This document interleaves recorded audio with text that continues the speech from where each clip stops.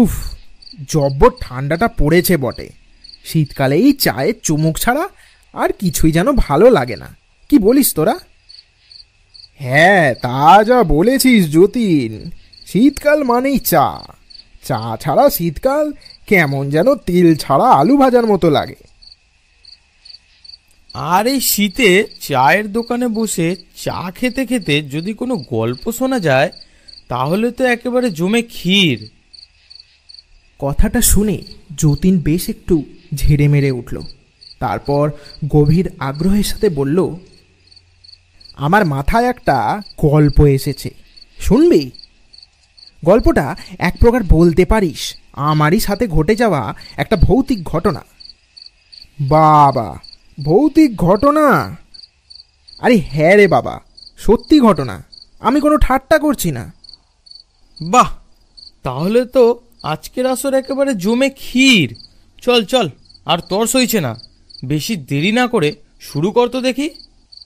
তবে শোন, ঘটনাটা আজ থেকে 2 বছর আগে ঘটে। সময়টা ছিল এই জানুয়ারি মাস। আমি আর আমার 2 বন্ধু মিলে ঠিক করলাম যে আমরা একদিন রাতের বেলায় পিকনিক করব।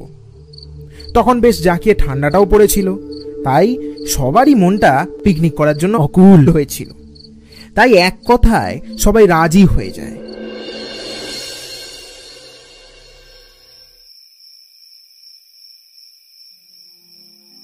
কিরে, যাবতীয় যা জিনিস সব তোরা ঠিকঠাক এনেছিস তো? পরে আবার বলবি যে ভুলে গেছি। দেখ দেখ, ভালো করে মনে কর কোনটা ভুলছিস। এখনো সময় আছে, সেরম হলে হারুকে দিয়ে আনিয়ে নেব। কি বলিস রে হারু? আরে হ্যাঁ হ্যাঁ, যা বলবি সেট করে এনে দেবো এক্ষুনি। এখন তোরা দেখে বল একটু। সবই মোটামুটি আনা হয়ে গেছে। যতীন, বরং তুই মাংসটা রান্না করা শুরু করে দে, আমি ভাতটা দেখছি। কোনো কিছুই তো বাদ যাচ্ছে না, কিন্তু একটা জিনিস হলে খুব ভালো হতো রে, মানে একেবারে এই পিকনিকটা জমে যেত। কি জিনিস বল, হারু এনে দিচ্ছে। না থাক, ছাড়, এমন কোনো জরুরি জিনিসও না। আরে বাবা বল না, তুই এত ন্যাকামি কেন করছিস বলতো? না রে, বুঝছিস না, বেকার রাতের বেলায় ঝামেলায় পড়তে হবে। আরে বল না ভাই। কলা পাতা। আগে হ্যাঁ, ঠিকই শুনেছিস, আমি বলছিলাম আর কি, ওই কলা পাতায় করে যদি গরম গরম ভাত আর কষা মাংস খাওয়া যেত তাহলে ব্যাপারটা জমে যেত আর কি। কিন্তু এত রাতে আর কোথা থেকেই বা কলা পাতা আনবি? তাই বলছিলাম না আর কি, তুই যা হুজুকে, এক্ষুনি কলা পাতা আনতে গিয়ে না তুই আবার মাঠটার খেয়ে বসিস, তাহলে আর পিকনিক ভুলে গিয়ে সোজা হাসপাতালে ছুটতে হবে। ছাড়, বাদ দে, কাগজের প্লেটে করে না হয় এইবারে খাওয়া যাক, পরের বারটা দেখা যাবে না হয়। আরে থাম থাম, আমি থাকতে এটা কখনোই হতে দেব না। আজ খেলে কলা পাতাতেই খাবো, না হলে খাবো না, আমি এই বলে দিলাম। হ্যাঁ, এই শুরু হলো তোর জেদ। কি বলবো অভি, তুই আগে থেকে বলতে পারিস না? এবার হারু তো না এনে ছাড়বেই না। তুই তো হারুর জেদ জানিস, হুজুকে ছেলে একটা। আরে বাবা, কেন এত চাপ নিচ্ছিস? আচ্ছা আচ্ছা, তুই বল দেখি, এই এত রাতে তুই কোথার থেকে আনবি কলা পাতা? তোর কি বাপের কলা বাগান আছে? হ্যাঁ আছে, কলা বাগান আছে বই কি, তবে সেটা আমার বাপের না। মানে? মানে আমাদের গ্রামের ওই দক্ষিণ দিকে ভূষণ্ডির মাঠটা ঠিক পেরিয়ে একটা বড় কলা বাগান আছে। শুনেছি ওখানে নাকি কেউ যায় না, তাই মার খাওয়ারও কোনো ভয় নেই। যাব, ঝপ করে কটা কচি কলা পাতায় কোপ মেরে একেবারে নিয়ে আসবো, বুঝলি? তোরা চিন্তা করিস না। সবই বুঝলাম, তবে তুই যে বললি ওই জায়গায় কেউ যায় না। মানুষ যেই জায়গায় যায় না সেই জায়গায় বিশেষ কোনো ব্যাপার থাকে, তাই মানুষ হয়তো যেতে ভয় পায়। কারণটা চোর ডাকাত অথবা কুকর্ম করা লোকেদের ভয়, বা ভূতপ্রেত দেখা যায় সেটার ভয়ও হতে পারে। যতীন তুই থাম বাব, কি যে বলিস। আজ অব্দি এই হারুকে কেউ কিছু করতে পারেনি রে। ওখানে যদি কোনো ডাকাত বা কুকৃতি করার লোক থাকে তাহলে ওদেরকে ওই কলা পাতার সঙ্গেই একেবারে নিয়ে আসবো। তারপর ওদের সাথে যা করার তোরাই করিস। আমি একাই 100 জনের সাথে পাল্লা দিতে পারি। দেখ, বেশি ফাজলামো মারিস না।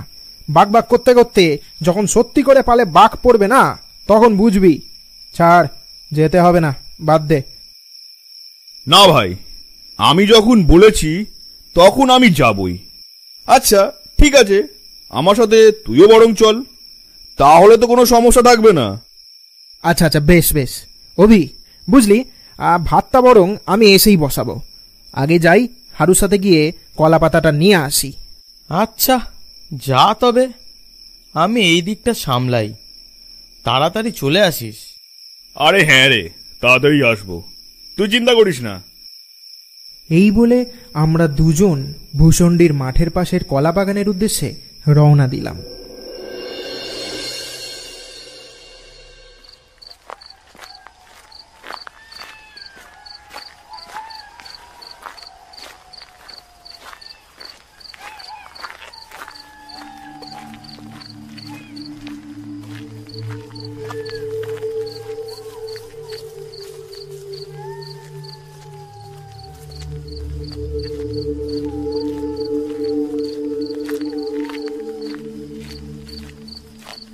কিরে, মাঠ তো প্রায় পেরিয়ে চলে এলাম। আর কতটা? এই তো এসে পড়েছি, আর একটু।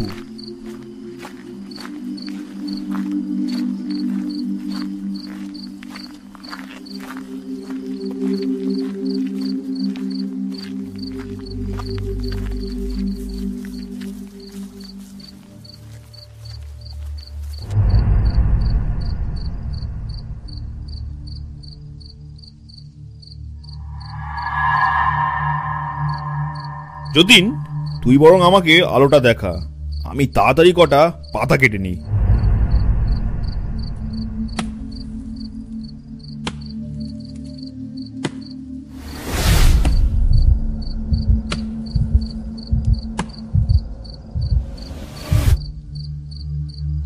কেউ একটা পিছন দিয়ে দৌড়ে পালালো বলে মনে হচ্ছে না?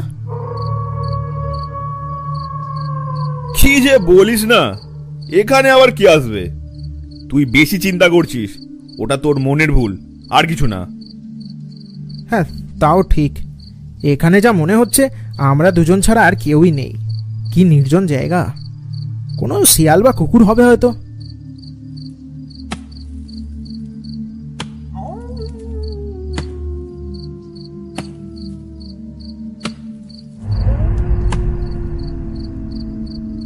হারু নিজের আপন মনে কলা পাতা কাটছিল। এমন সময় ঘর ঘর করে গর্জন করার আওয়াজ ভেসে এলো আমাদের কানে।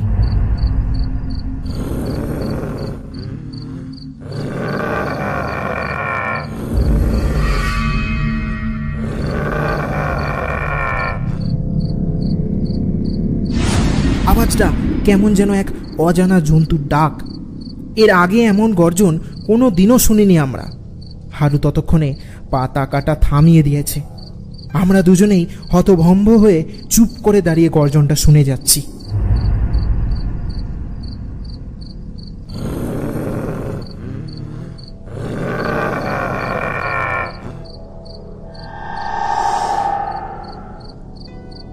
যতীন, আওয়াজটা ঠিক কলা বাগানের ভিতর দিয়ে আসছে বলে মনে হচ্ছে না? আগেই বলেছিলাম এত রাতে এরম জায়গায় আসিস না। তুই শুনলি না আমার কথা, এখন বোঝ। আরে দাঁড়া দাঁড়া, আমার মনে হচ্ছে কেউ ইচ্ছা করে জেনে বুঝে আমাদেরকে এই বাগান থেকে তাড়ানোর জন্যে এরকম ভয় দেখাচ্ছে।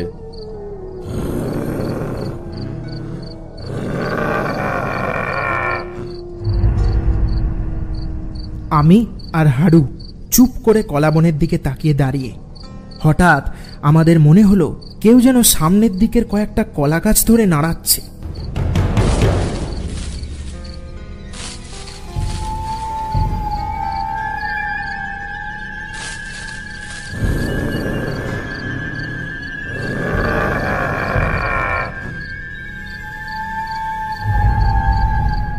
হারু তো হাতে ছুরি নিয়ে একদম তৈরি।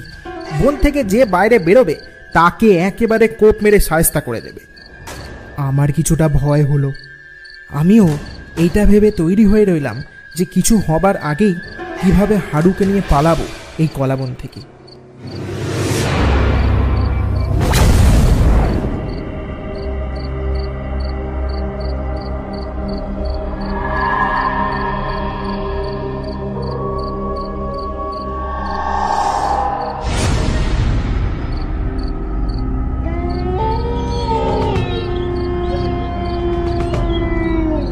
আমরা ভাবছিলাম যে কোনো মানুষ হয়তো আমাদের ভয় দেখানোর জন্য এরম করছে, কিন্তু না, মানুষ না।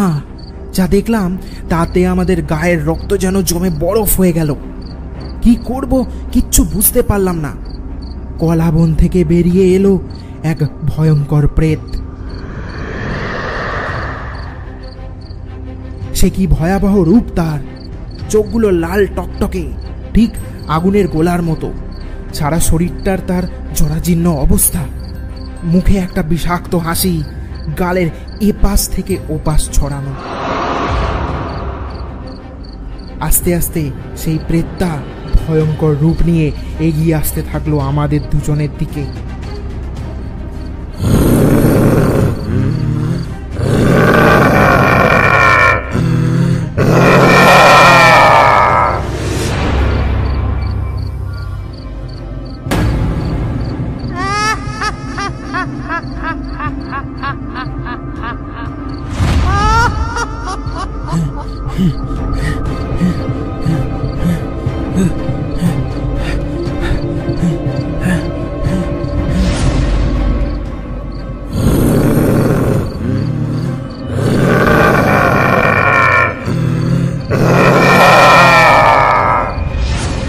হঠাৎ প্রেতটা হারুর গলাটা টিপে ধরে। সে আমাকেও ধরতে আসে, কিন্তু আমি ততক্ষণে তাকে চুক্কি দিয়ে পালিয়ে যাই সাহায্যের জন্য। ছেড়ে দে, ছেড়ে দে, ছেড়ে দে শয়তান, ছেড়ে দে আমায়।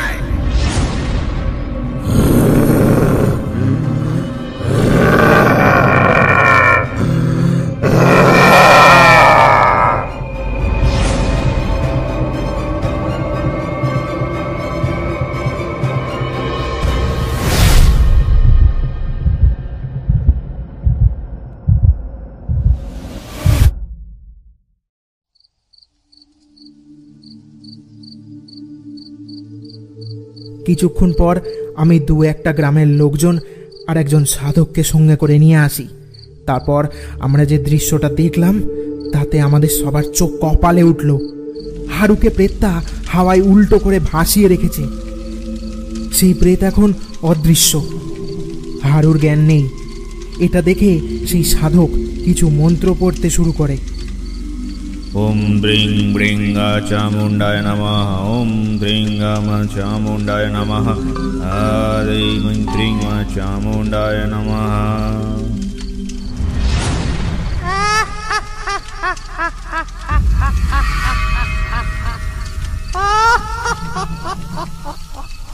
তারপর কোথার থেকে যেন সেই প্রেত আবার দৃশ্যমান হয়।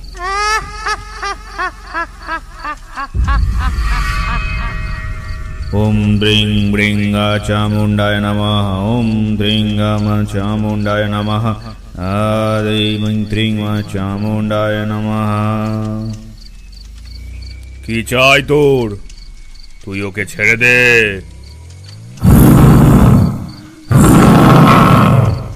তুই ছাড়বি কিনা বল।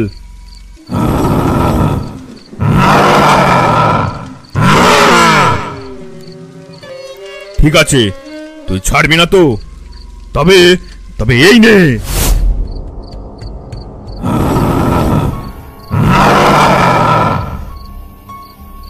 সেই সাধক কি যেন ছায়ের মতন একটা ওই প্রেতের দিকে ছুঁড়ে মারে। তারপর সেই প্রেত যেন আস্তে আস্তে তার শক্তি ক্ষরণ করতে শুরু করলো।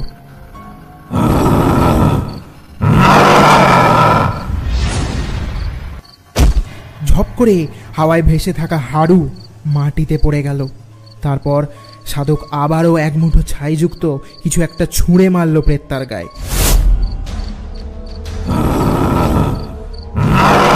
সঙ্গে সঙ্গে সেই প্রেত জ্বলে পুড়ে ছাই হয়ে মাটিতে মিলিয়ে গেল।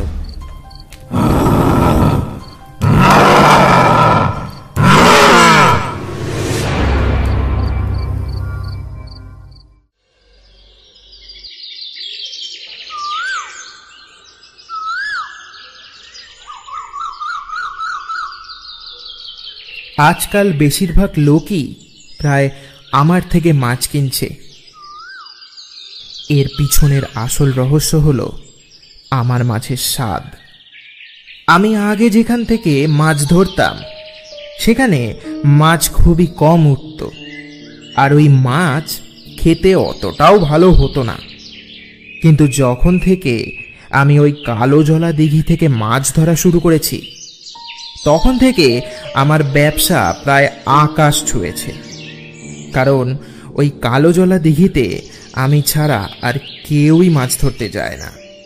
শুনেছি নাকি লোকে ওখানে যেতে ভয় পায়।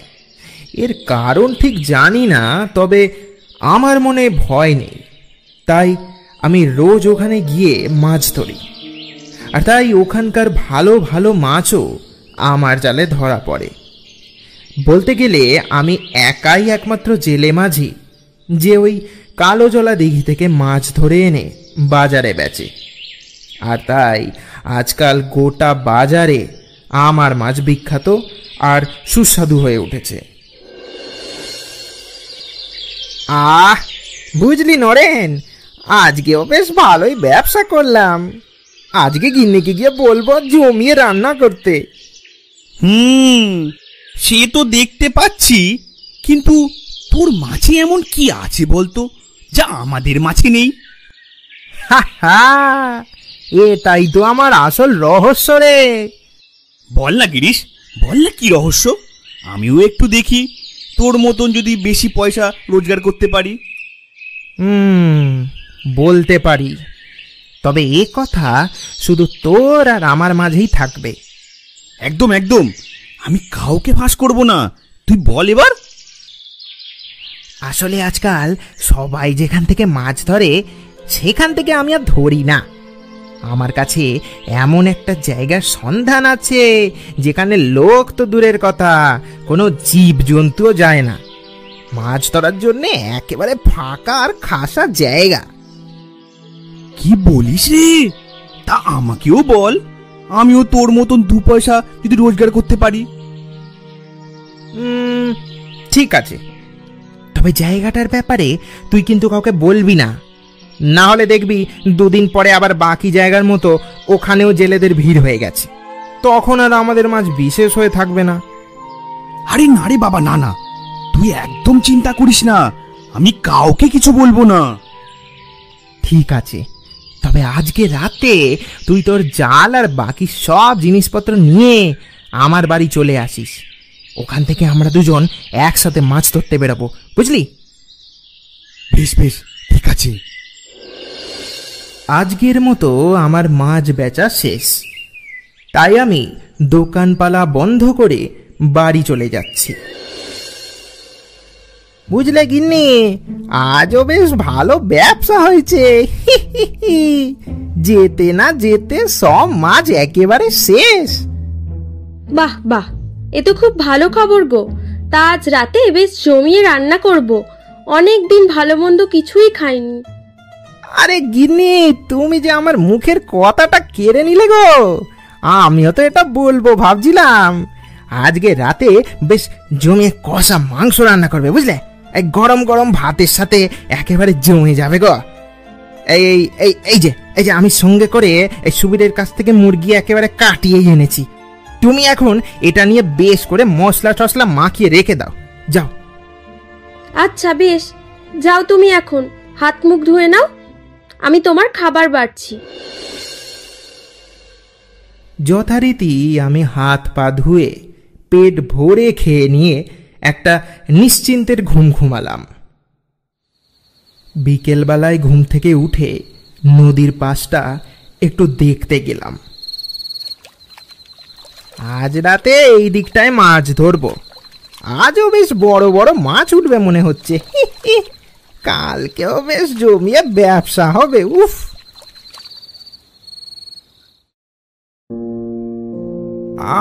গিন্নি গো, বেড়ে রেজেছো বেশ, মুখটা একদম ছেড়ে গেল গো। আজ কতদিন পর আমরা এত ভালো করে খাচ্ছি বলো। সেই কতদিন আগে মাংস খেয়েছিলাম, মাংসর স্বাদটাই মুখ থেকে চলে গেছিল। হ্যাঁ, তা যা বলেছ। আমি তাড়াতাড়ি করে খেয়ে দে মাছ ধরার সব জিনিসপত্র গুছিয়ে রেখে শুয়ে পড়লাম।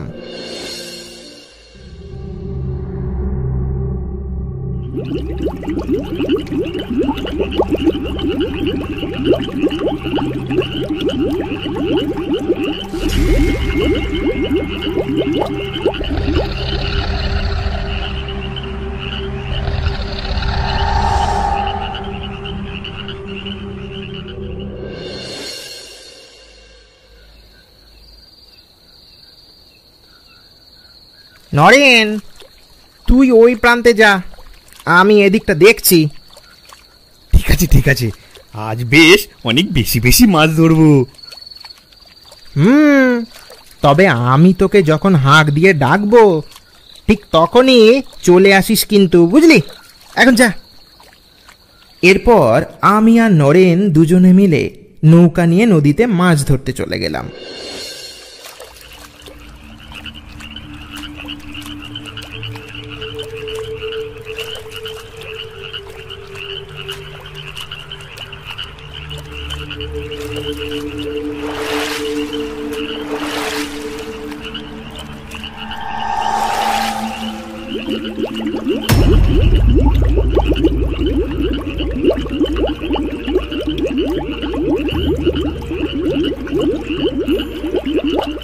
মনে হয় জালে বড় মাছ ফেসেছে।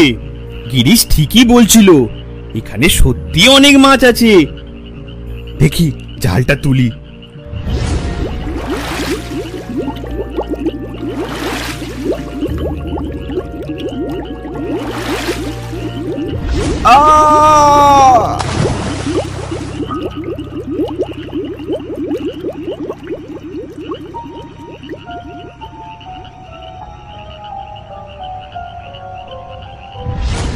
এটা নরেনের আওয়াজ না?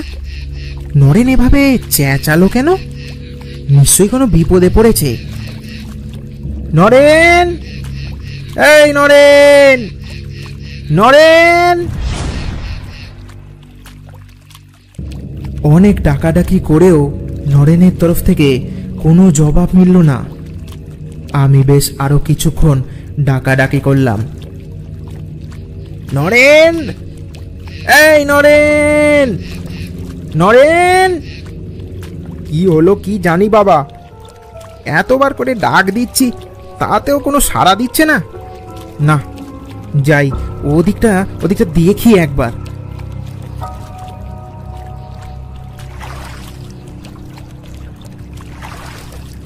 আমি নৌকা নিয়ে ভেসে চললাম নদীর ওই প্রান্তে, যেখানে নরেনের থাকার কথা।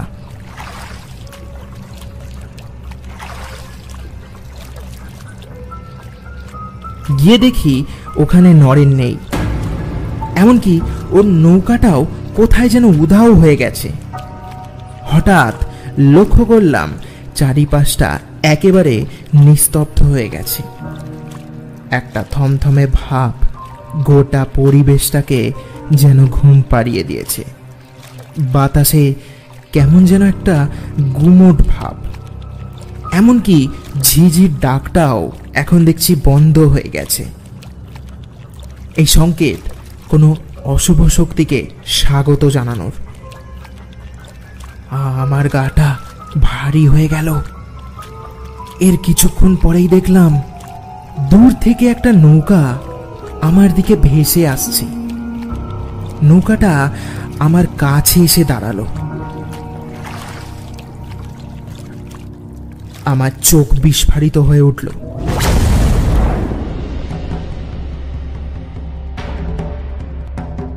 হাত পা ঠান্ডা হয়ে যেতে শুরু করলো। চোখের সামনে যা দেখছি, এটা কি আদৌ সত্যি? নৌকাটার মধ্যে পড়ে আছে একটা লাশ।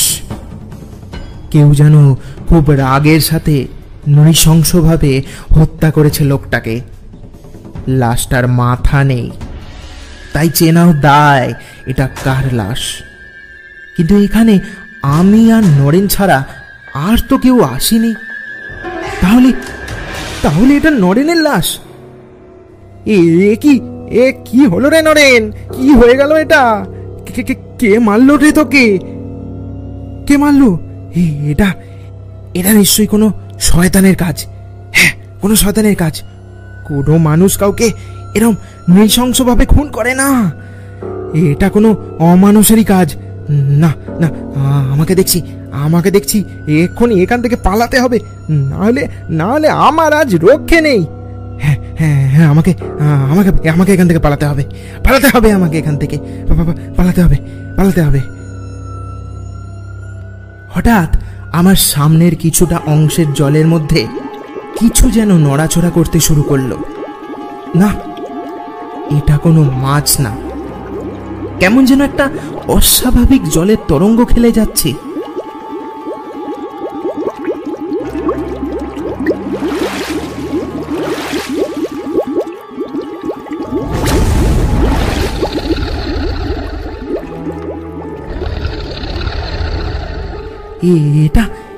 এটা কি হচ্ছে এটা? জলের মধ্যে থেকে বেরিয়ে এলো একটা আজব দেখতে প্রাণী। বড় বড় দাঁত, শিঙি মাছের মতো বড় পাতলা গোঁফ, চোখটা ভয়ঙ্কর লাল, চোখের ফাঁক দিয়ে রক্তের মতো কিছু তরল গড়িয়ে পড়ছে। শরীরটা একটা দশাশায়ী পুরুষের। হাতের কিছুটা অংশ থেকে বেরিয়ে এসেছে মাছের ডানা।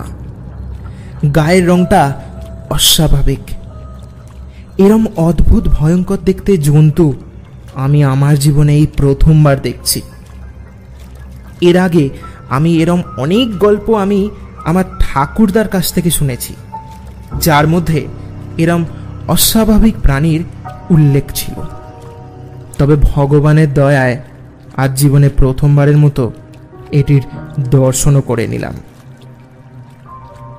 না না না গিরিশ, ভয় পাস না, তোকে এখন ভয় পেলে চলবে না।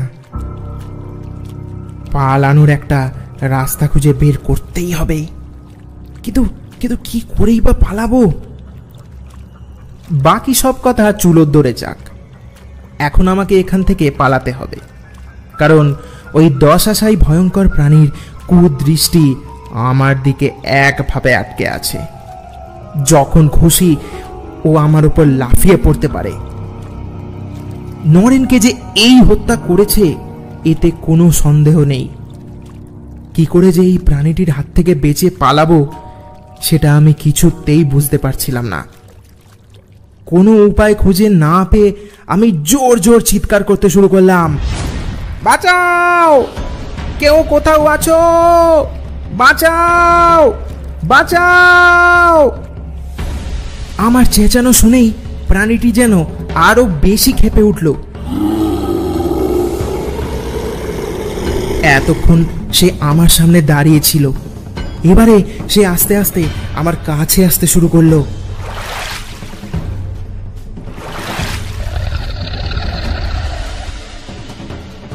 আমি ভেবেই নিলাম যে আর হয়তো আমি বাঁচবো না। আমার শেষ সময় এবার দরজায় দাঁড়িয়ে কড়া নাড়ছে। প্রাণীটা এবারে একেবারে আমার কাছে এসে পড়েছে। আর কিছু ইঞ্চির তফাৎ, তারপরেই ও আমাকে শেষ করে দেবে।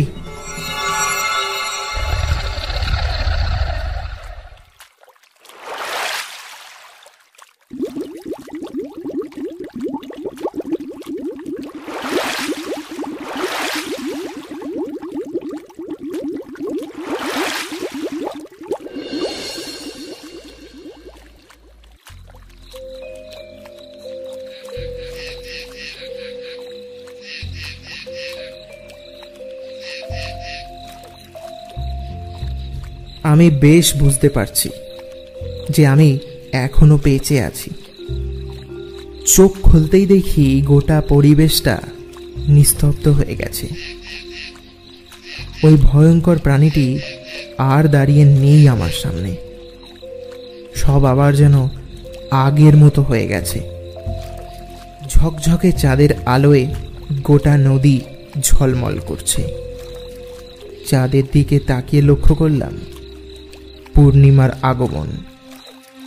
আজ পূর্ণিমা, গোটা চাঁদ উঠেছে আকাশের কোলে। এতক্ষণে এই দমবন্ধ করা পরিবেশটা পরিণত হয়েছে একটা মনোরম পরিবেশে। ভগবান, এই যাত্রায় তুমি আমায় বাঁচিয়ে দিলে, না হলে যে আর আমার রক্ষে ছিল না। লোভে পাপ আর পাপে মৃত্যু, এটা তুমি আজ প্রমাণ করে দিলে।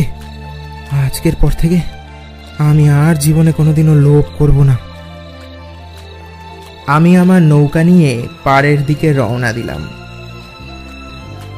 পরের দিন সকালে নরেনের লাশের অন্তিম সৎকারের জন্যে তার লাশ খাটিয়ায় চাপিয়ে হরির ধ্বনি দিতে দিতে নিয়ে যাওয়া হলো শ্মশানের দিকে।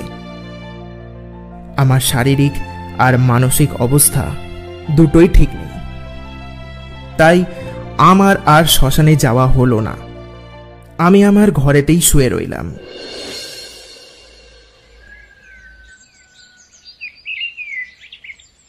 কিছুক্ষণ পর এক বৃদ্ধ লোক আমার কাছে এলো। তারপর বলল, বাবা, আমার নাম দুর্যোধন, আমি এ গায়ে থাকি। তোমার বউয়ের মুখ থেকে সবটাই শুনলাম। তুমি ওই কালো জলা দিঘিতে হয়তো না জেনেই গেছিলে, কিন্তু এ গায়ের প্রায় বেশিরভাগ লোকই ওই কালো জলা দিঘিতে যেতে ভয় পায়। তার কারণ ওই ভয়ঙ্কর জলপিশাচ। জানি হয়তো আমার কথাটা শুনে তোমার বিশ্বাস নাও হতে পারে, কিন্তু তাও বলছি, আজ থেকে প্রায় বহু বছর আগে এক রাখাল ছেলে খেলতে খেলতে ওই কালো জলা দিঘির কাছে চলে যায়। ওখানে এক তান্ত্রিক নদীর পাড়ে বসে ধ্যানে মগ্ন ছিল। ওই রাখাল বালকটির উপস্থিতিতে তার ধ্যান ভঙ্গ হয়ে যায়। সে তখন ক্রোধে ফেটে পড়ে ওই ছোট্ট বালকটিকে অভিশাপ দিয়ে এক ভয়ঙ্কর জলপিশাচের রূপ দিয়ে দেয়। তারপর থেকে সে ওভাবেই চিরকালের জন্যে ওই নদীতে একটা জলপিশাচের রূপে থেকে যায়। ঘন অন্ধকার রাতে তার শক্তি দ্বিগুণ হয়ে যায়, আর সে তখন তার শিকারের খোঁজে বেরিয়ে পড়ে। তবে চাঁদের আলোয় সে একেবারে দুর্বল হয়ে যায়। তার তখন কোনো কিছু করারই ক্ষমতাটা থাকে না। একমাত্র আকাশে যখন চাঁদ ওঠে তখন ও কাউকে ক্ষতি করে না। কথাটা শুনে আমি তো পুরো অবাক। এমন কথা শুনে আমার কি বলা উচিত আমি জানি না, তবে শুনে বড়ই আশ্চর্য লাগছিল। বাস্তবের সাথে এই ঘটনা আমি মেলাতেই পারছিলাম না। সে আবারও বলে উঠল, তোমারই মতো অনেকেই এর আগে মাছ ধরার লোভ নিয়ে ওই কালো জলা দিঘিতে গিয়ে নিজের প্রাণ হারিয়েছে। তবে ভগবান তোমার ওপর সহায় ছিল যে তোমার গায়ে একটাও আঁচড় অবধি লাগেনি। কাল পূর্ণিমা ছিল, চাঁদের আগমন আকাশে হতে না হতেই ওই পিশাচ তার শক্তি হারায়, আর তাই ও তোমার কোনো ক্ষতি না করেই পালিয়ে যায়। সব শুনে আমি বললাম, তা ওই তান্ত্রিক কি এখনো বেঁচে আছে? তা জানি না বাবা, সে বেঁচে আছে কি না সেটা জেনে কারই বা কি লাভ হবে বলো? তুমি আমার নিজের ছেলের মতো, তাই এত কথা তোমাকে বললাম। এবার এবার আমি চলি বাবা, বুঝলে? ভুলেও আর কোনোদিনও ওই কালো জলা দিঘিতে যাবে না। এই বলে ওই বৃদ্ধ লোকটি ঘর থেকে বেরিয়ে চলে গেল। তবে যেতে যেতে এক অজানা ইতিহাস শুনিয়ে দিয়ে গেল, আর তার সাথে আমি আমার জীবনের সব থেকে বড় শিক্ষাটা পেলাম। জীবনের লোভ মানুষকে মৃত্যুর দিকে ঠেলে দেয়।